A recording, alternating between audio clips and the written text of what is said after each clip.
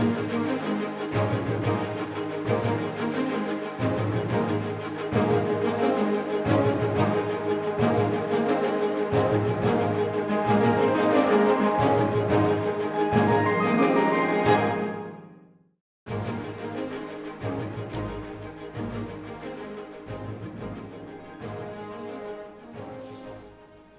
there, and welcome to Cybersecurity Today. I'm Jim Wiggins, the host of this show. In case this is the first time that you've seen our show, let me provide you with a quick overview.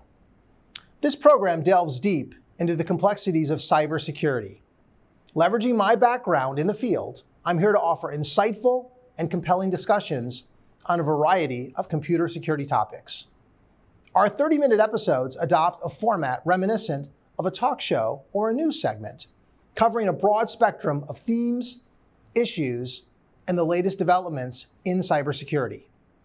Tailored for an audience that ranges from novices to experts in the field, our show brings critical insights and perspectives from leading cyber professionals on the forefront trends of the cybersecurity landscape. Our mission is to cater to a diverse viewership, whether you're just starting out or you're a seasoned expert. We trust that you'll find today's installment both informative and engaging. Now, before we get started, let me provide you with a quick overview of today's show. We typically separate our show into two distinct segments. We'll have our first segment called Cyber Bites. This segment covers a number of current events that are occurring today in the cybersecurity industry. Then in our second segment, we're excited to feature Ms. Karen Wetzel, the lead for the NIST framework at the National Institute of Standards and Technology, sometimes referred to as NIST. Ms. Wetzel will be discussing the critical role of the NIST framework in standardizing the cybersecurity workforce.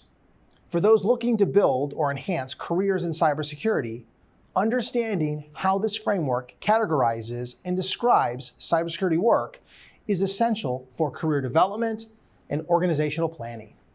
We're thrilled to have her join us on Cybersecurity Today for an insightful discussion on this pivotal topic. Okay, so let's get into the Cyber Bite segment and talk about what's going on today in the cybersecurity industry. In current news, Krispy Kreme has suffered a cyber attack, disrupting its online ordering system across parts of the United States. Detected on November 29, 2024, the breach has led to operational challenges, particularly affecting digital sales channels. The company is collaborating with cybersecurity experts to restore online services and has informed federal law enforcement authorities. In other news, in response to a significant cyber attack attributed to Chinese hackers, U.S. officials are advising the public to utilize end-to-end encrypted messaging applications such as Signal and WhatsApp to safeguard their communications. The breach, known as Salt Typhoon, compromised major telecommunication providers, potentially exposing sensitive data of numerous Americans. Authorities emphasize that encrypted communications are more resilient against interception, thereby enhancing personal privacy and security.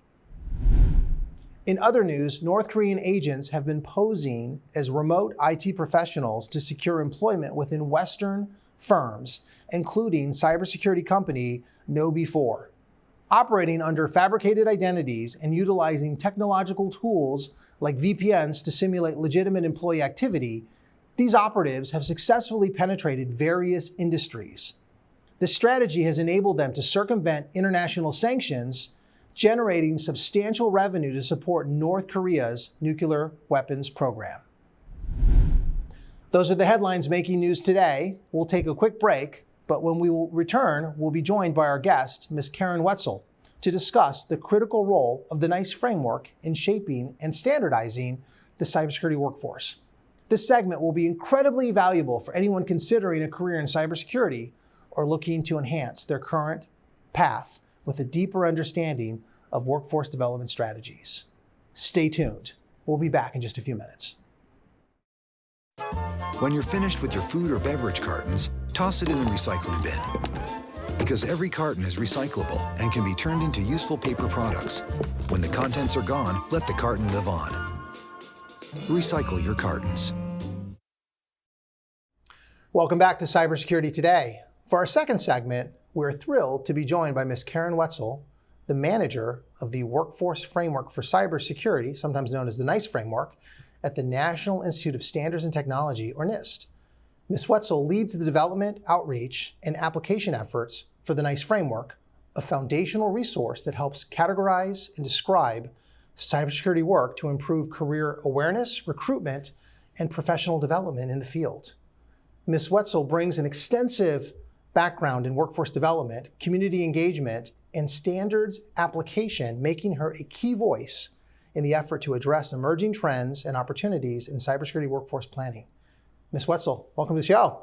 Thank you so much for having me. Absolutely. We're super excited to have you. I've been looking forward to getting somebody from the NICE program in here, and just serendipity, everything worked out perfectly. So thank you for coming. I thought maybe what we could do is can we start by having you explain what the NICE framework is and who it's for? Sure. So as you said, NICE is a program at NIST and under the Department of Commerce. And the NICE framework, it's the NICE Workforce Framework for Cybersecurity, is really used by all members of the workforce ecosystem. So that includes education, K-12, and career development and awareness. It's higher education, it's training and development, as you pointed out. It's also employers, large, small, as well as public and private, and international use. It's really pulls all those people together by defining a common language to describe cybersecurity work and what people need to know in order to complete that work. And I know it's not brand new. I know it's been around for a little bit, but it's gone through a recent update. Can you maybe give us a quick kind of history of the NICE framework and ultimately the changes that have recently occurred? Mm-hmm. It started off as a government initiative, but it quickly then shifted to become something that could be used by both public and private sectors. And it was in 2017 that it was first published at NIST as a special publication. But you're right, we did at 2020, we updated the special publication. And at that point, we streamlined the framework structure based on community feedback, as well as we removed the components, the pieces of the content of the NICE framework to live outside of that publication so that we could update it more regularly and make sure that it is actually appropriate and useful for the cybersecurity community. Essentially at that time, we then published it as a new revision in 2020, and then we spent a lot of time working on the content and its components to update those. That included making sure that we are addressing things like consistency and clarity, and really making sure they're useful for the community. That makes a lot of sense. So let's talk a little bit about employers. How could employers use the framework to kind of build out their cybersecurity workforce? Any thoughts on that? Absolutely. It's as I mentioned, it's a common language. And so it makes it so that if you're working with education and they're using that content, they can make clear to employers what their graduates have been studying and how that's useful for the employers. We engage with employers directly to make sure that what we're representing is indicative of what the work actually is. So that when employers are developing job descriptions, for example, and use the NICE framework language, they're using language that will signal to the potential candidates what they're actually meaning to do. So there's evidence that those employers who are using the NICE framework in their hiring practices have better hires, are more successful in bringing in people who are actually capable of doing that work. So I heard in there the idea of kind of identifying and recruiting. Mm-hmm. How does an organization use it to close gaps in terms of areas of deficiencies they might have?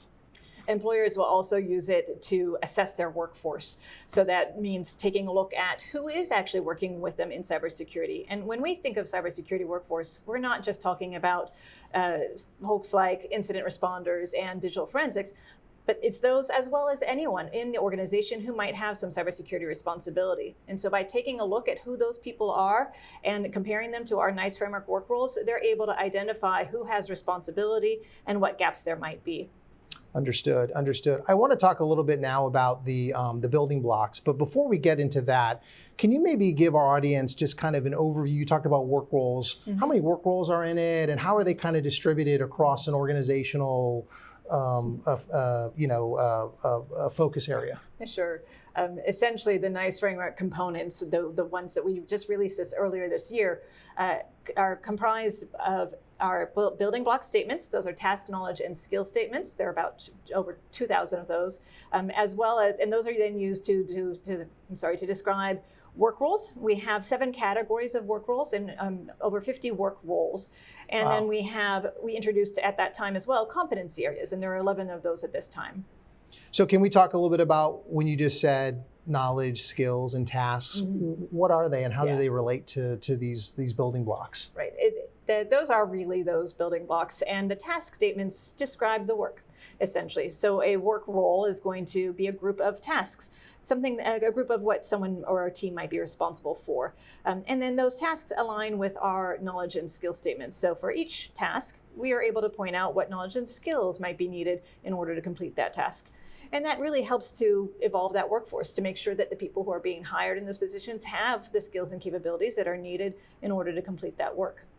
So if I was an educator and I wanted to help kind of build that particular set of knowledge, skills, and tasks, would I use those as my framework to build out my curriculum? I mean, is that kind of the expectation? Absolutely. That's definitely one way of doing it. We also see mapping to the NIST framework. So for existing curriculum, educators will identify the different roles that they're teaching to, so that someone who's taking that course, when they complete that course, they can actually say to an employer, look, I've done this kind of work, and let me go ahead and demonstrate how I can do that by using that common language and using those actual tasks that employers are signaling they need to have done. The education becomes more relevant and useful. Understood. So you talked about competencies. I'm curious, it seems to me like that's one of the secret sauce elements within the framework. How do you keep that current with the onslaught of emerging cyber threats that are always coming down the pike? One of the reasons why we removed our component pieces from the publication is so that we could stay up to date. And the competency areas are fairly new to us. They essentially extend the capabilities of the NIST framework by allowing us to include in the framework things that may be emerging areas that haven't been well defined as work rules across industries yet. It's also a way for us to identify content that might be really relevant at this point. For instance, supply chain security, being able to sort of focus on that so that we can have knowledge and skills identified for that area and start to build up capabilities in the workforce that's needed for these emerging or newer areas. Understood. Is there been a shift in what you guys are seeing in terms of like the recruitment to focus on competency-based hiring? And is the NICE framework kind of integrated with that idea? Competency-based hiring or skills-based hiring, performance-based hiring. Essentially what we're looking at is a shift from looking at credential-only hiring, whether it's education or certification, to that more hands-on expertise that employers are really looking for. So that's really where the NICE framework can be helpful. By identifying the work itself and those knowledge and skills, we're giving a tool for people to be able to assess on those capabilities, to specifically identify what their needs are, and then be able to develop out those assessments and hiring. And it's also an opportunity for us to broaden the pipeline into cybersecurity. Right now, we're seeing about 500,000 current openings in cybersecurity in the United States, with about 1.25 million currently in cybersecurity. So we're looking to help to bring more people in to close that gap. Has there been work done? I know one of the big areas in the last few years has been around the idea of diversity and inclusion. I don't know if I necessarily think of that as a competency, but it's basically a kind of an outcome that is oftentimes promoted. How does the NICE program work within that set of ideas? I mean, there's clear evidence that those groups that have more diverse representation, different kinds of backgrounds, different experiences are more effective. And we're seeing that particularly in cybersecurity, where the threat actors, they're not coming from a certain area. They're coming from all over, and having a group that's going to be able to bring those individual experiences is going to be useful. And that's really where having this broader pipeline into the cybersecurity workforce is helpful. We're able to then engage with all sorts of different kinds of people and bring in those experiences and focus on capabilities rather than focusing in on a specific background or a specific, narrowing the field when we really need to expand that field. Understood. Let's talk now about organizational use. We talked about employers, but let's say you've got an organization that wants to start to utilize the NICE framework. Any thoughts on like their kind of recommended approach on how to go about that? The NIST framework can be a little daunting. It's quite large and it can get complex. So that's really where having our NIST framework work role categories can be helpful. We describe the types of work that might be relevant into cybersecurity in an organization. Everything from governance kinds of positions to development to implementation, and then really the more traditional cyber defense kinds of roles. Understanding that variety is important, but knowing too that we have a NIST framework resource center that can help. We have lots of information, FAQs, guides, as well as an active NIST framework users group where additional information can be received. What if an organization wants to extend or add to the NIST framework, not necessarily in terms of the official release, but for their own consumption? Sure. How does an organization go about that? We hope that the NIST framework is used, and we understand that it's going to be important to be flexible for that use. And so we really do encourage that if there's an organization that doesn't see what they're looking for, if there are some things that they can go ahead and extend that for their own particular uses. We have in our actual publication some information on how they can do that. We also encourage people to reach out to us if they're seeing some content missing or if it's not quite right, so that we can make those updates and make sure that we do stay relevant. So the idea behind the NIST framework is it's really kind of guidance that allows organization to kind of figure out how to integrate it into their own ecosystems, and then Absolutely. If they need to make necessary changes, they can do so. Maybe there's a role that's currently not there that's reflected in their particular sector. Okay, got it. And it's also things like developing out that job description. They might look at a single job that's responsible for more than one work role, but maybe just portions of more than one work role. So picking and choosing what really works best for the organization. Our content is also slightly agnostic when it comes to different kinds of technologies. And so looking at maybe adding in a particular organization what specific technologies they're asking individuals to be able to know and use. And so that would be some new content that they would add in for their own particular uses. So you've sold me on the NIST framework. Let's assume I want to use it. What kind of resources are available besides the publication that you mentioned? Are there additional tools that NIST puts out? Well, there are, because the NIST framework is meant to be used broadly and is available for all sorts of people to use. What we're seeing is instead of us creating tools, that there are a number of people who are using the NIST framework to develop their own tools. So we'll see things like Cybersec, which explains about different kinds of openings across the United States. We see at Department of Homeland Security, they host one that's about cyber career pathways that uses the NIST framework to be able to show you where there are relationships between different kinds of work roles. And we point to a number of different tools on our website, as well as we have additional guides, for instance, an employer's guide to writing job descriptions using the NIST framework, and that includes also information about how to make assessments. So are we talking more about kind of a community then, I guess, at the end of the day? Absolutely. NIST emphasizes the ecosystem that includes all of these different people playing together, and we really need to be working together to be able to address these issues. So let's shift gears for a moment. Let's talk about academia and education. What are you seeing in terms of influence to curriculum or to specific programs that are out there today? Or are we finding that a lot of the colleges and universities are starting to integrate the NIST framework elements? Absolutely, and that's done in all sorts of different kinds of ways. The NSA Cybersecurity Centers of Academic Excellence use the NIST framework as they're developing out their curriculum or aligning their curriculum. We're seeing it being used in two-year institutions as they're developing their content or helping their students be able to speak with employers about how they're what they've learned can be applied in an actual workplace situation. We just finished our K-12 Cybersecurity Educators Conference this week, and we're hearing about how it's being used in many different kinds of areas, both those standard kind of computer science, cybersecurity courses in the K-12 environment, as well as looking at how it can be applied across the curriculum, as we're starting to use it in interdisciplinary kinds of ways as well. That's interesting. So, you have academia. There's also another element within cyber which has been quite popular, which is the certification market. Absolutely. What's the role and what do you see NIST playing with relative to the certification market? Certifications are huge in cybersecurity, and so we work very closely with a number of certification bodies. One organization, for instance, C3, has identified mappings from certifications to the NIST framework, and so we're able to see that alignment between what they're doing and how that works with the NIST framework. It really is about us engaging with those different bodies. They're great supports as we develop out our content and contribute their expertise as we're developing that. We do have to work really very much hand in hand with all of these players, and certification bodies are no exception. Understood.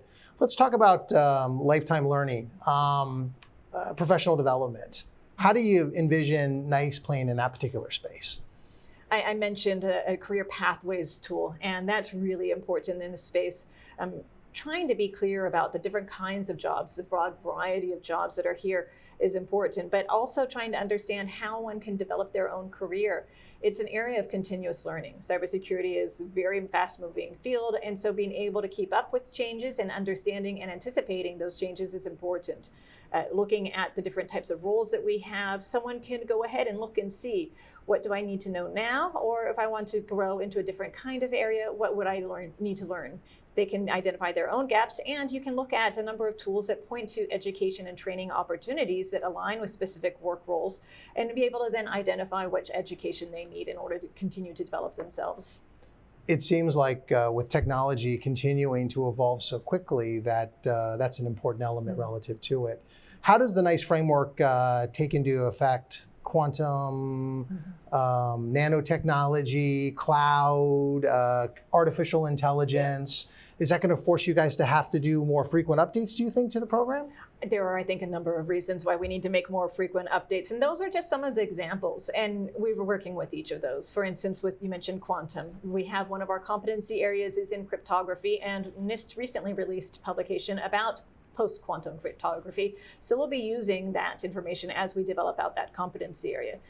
AI is a big one. You can't go anywhere without talking about it now. And we are not only introducing an AI security competency area, but we're looking at also what new task, knowledge, and skill statements need to be added to existing work roles as they are either using AI, needing to develop AI, or working against risks that are being introduced by AI. And so we're going to be updating our roles to address these kinds of emerging areas.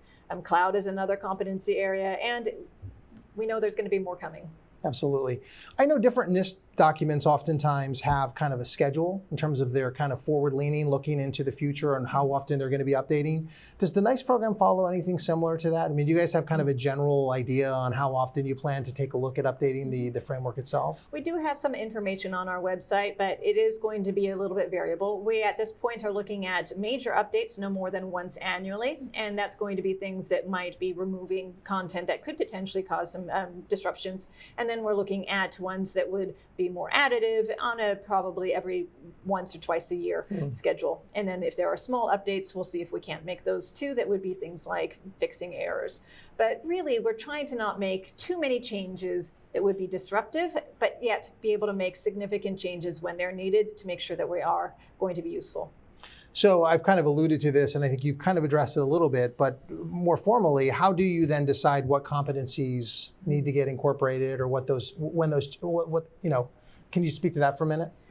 NIST, not only does the NIST framework, we engage with the community, broadly speaking, on a regular basis, and that's really important because those regular touch bases with the community, with all these different stakeholders, help to inform us. So we're getting input from the community about what needs to be incorporated or updated in the NIST framework. We're hearing from our NIST researchers about what's important. We're hearing from the federal government about what priorities there are. We're also hearing from our partners like CISA, who are telling us about what the most recent threats are and how those need to be addressed. So it really is getting that information from multiple sources, and then hopefully that identifies for us clear ways forward. Sometimes it's about then looking at how we can prioritize depending on what requirements there are. Understood. I ask every guest that comes in to look into their crystal ball, how do you think the NIST framework is going to look in 5 years or 10 years? Any thoughts?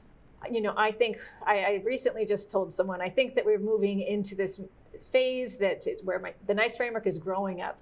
It has been around for a while, but what we're seeing now is rapid advancement in cybersecurity workforce development and hiring.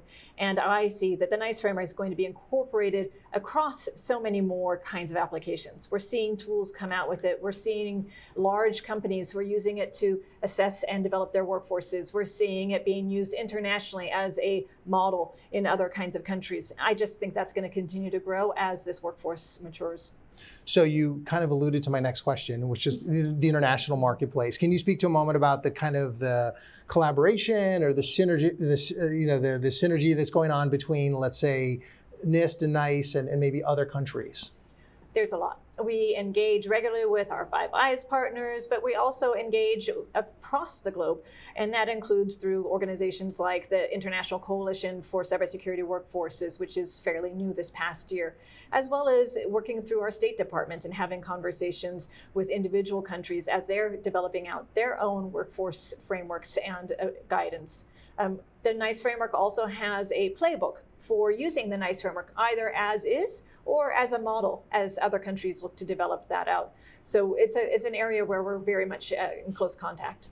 Are there any particular challenges that you're seeing right now that you envision they're going to have to get addressed in the coming short period of time? Both internationally and nationally, or? Yeah, exactly. It really is. I think the biggest challenge is that this is a fast-moving environment, and making certain that what we're doing is going to be keeping up to pace with what demand is. I think it's also going to be about, you heard me say before, about that gap in the current workforce. How do we help develop out people and their capabilities in a hands-on way, really being able to actually do the work, not just theoretically, but in a practical application, and to be able to support the need that we're seeing in the United States as well as internationally. Really, it's just about keeping up. Understood. Last question for you. It's been a great interview, so thanks for coming in. How can viewers learn more about NIST and the NICE framework? Website, email, what's the best way to engage? NIST has a lot of information about cybersecurity. We just do the workforce side of things, but there's tons of research that's been happening in that space. So the NIST website's a great place if you're looking broadly speaking, just nist.gov. But if you want to know more about the NICE framework, I'd go to the NICE Framework Resource Center, and that's nist.gov/NICE/framework. Awesome. Well, Karen, we want to thank you for coming in. Thank you so much. We really appreciate your time. Thanks for having me. That concludes today's episode. We extend our sincere thanks to Ms. Karen Wetzel for sharing her invaluable expertise on the NICE framework and its critical role in standardizing and advancing the cybersecurity workforce. We hope today's discussion has provided you with valuable insights and fresh perspectives on shaping your career in cybersecurity. For more information on cybersecurity today and to stay updated on future episodes, visit our website at www.cybersecuritytoday.org. Additionally, you can scan the QR code displayed at the bottom of your screen for quick and easy access to our show's website. Finally, we welcome your questions or comments via email at contactus@cybersecuritytoday.org. Feel free to reach out to us. We're here to assist and engage with you. That does it for today. Thanks a lot for joining us. We look forward to seeing you at our next broadcast. Stay safe, stay informed. Have a great day.